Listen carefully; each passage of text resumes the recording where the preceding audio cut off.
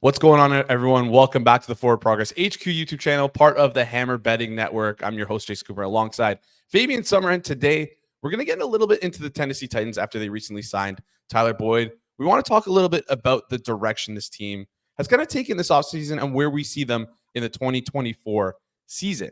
They're in a peculiar position here. They weren't very good last year. 6-11. They added a ton of pieces for their offense, though. Lloyd Cushenberry, to name one. They also had J.C. Latham on the offensive line in the draft, signed Calvin Ridley, like I mentioned before, signed Tyler Boyd. They have Tony Pollard as well, who they signed in free agency. I mean, DeAndre Hopkins. This offense has looked pretty decent to build around Will Levis here. That seems to be their goal. So, Suma, tell me a little bit about the moves they made this year, if you like them or not, and what do you think their goal is? Yeah, so I think that their goal is to be competitive in the short to medium term and to see what they can get out of Will Levis. I think we can debate whether they made the smartest moves in terms of long term, because Andrew Hopkins is, I think, entering his age 32 or 33 season.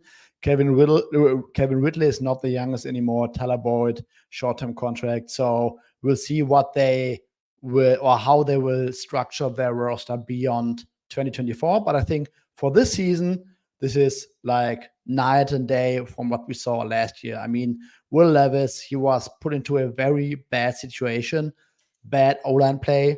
And I mean, after DeAndre Hopkins, when you look who got the most targets, Chido Okonkwo second, I think Tyjae Spears got the third most targets. And then from the wide receiving group, it was Nick Westbrook-Ikeen who got the second most targets in this offense. And this year we are looking at DeAndre Hopkins, Kevin Ridley, Tyler Boyd.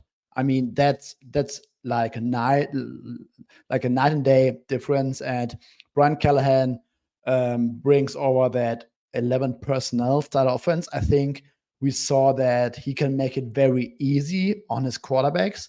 Last year, when Joe Burrow went down, like in the first 2 to 3 games, you almost didn't see any kind of difference in terms of how the offense was clicking and working and with what efficiency they were moving down the field. So I think that Brian Callahan showed an ability to really tailor an offense so that his quarterback can get easy gains. And Will Levis will have a much better situation. They upgraded their offensive line. Like you said, J.C. Latham, always questionable with rookie tackles, might work out early, might not work out early. They signed center Lloyd Cushenberry, Daniel Brunskill.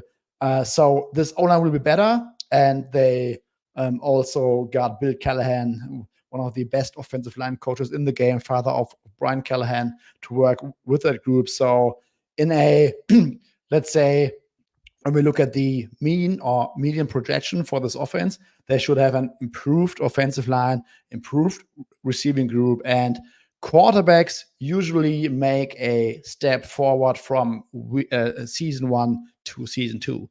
So Will Levis did not play that great last year. Bad situation, but also did not play well, very inconsistent on a down-to-down basis when you look at efficiency measures. But I think going into his second season, new OC who has demonstrated an ability to make it easier on his quarterbacks, improved offensive line, improved receiving group. If Will Levis can make a step forward as a passer, I think this offense could actually be very decent. I mean, naturally, we are talking about Anthony Richardson coming back with all that speed and the Colts offense. We are looking at Trevor Lawrence, who might bounce back this year.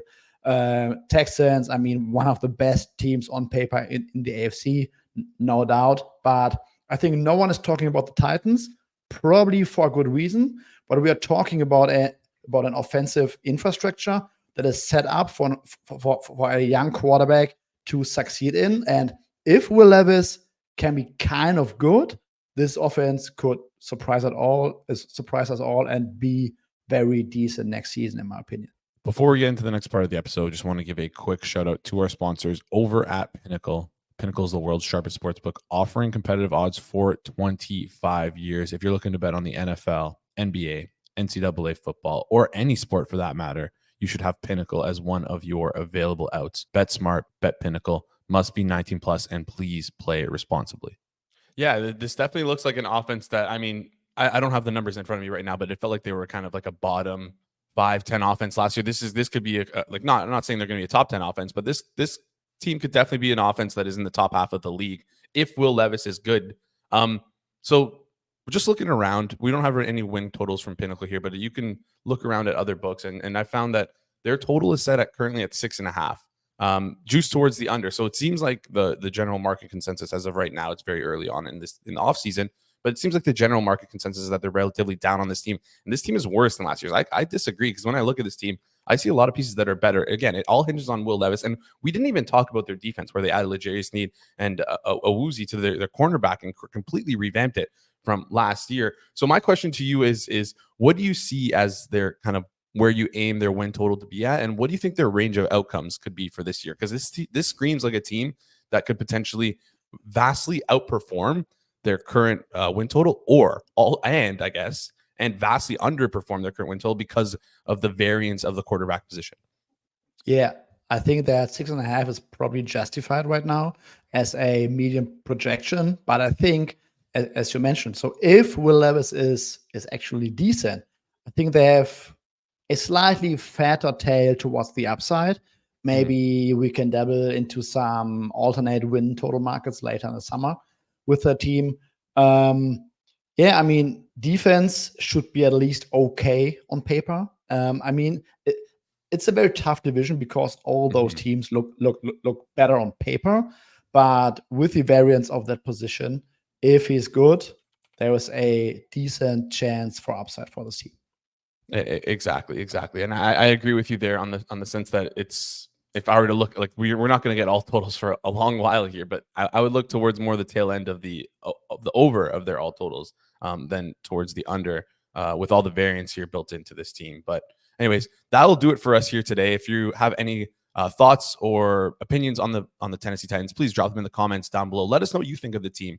If you think that 6.5 win total is justified, and kind of what number you would take for their alternate win total if you're looking towards the over or the under. Just let us know in the comments down below. And also, if you like this video, make sure you smash that like button and subscribe to this channel. We got tons more offseason content coming your way. Thank you so much for tuning in, and we'll catch you guys in the next one.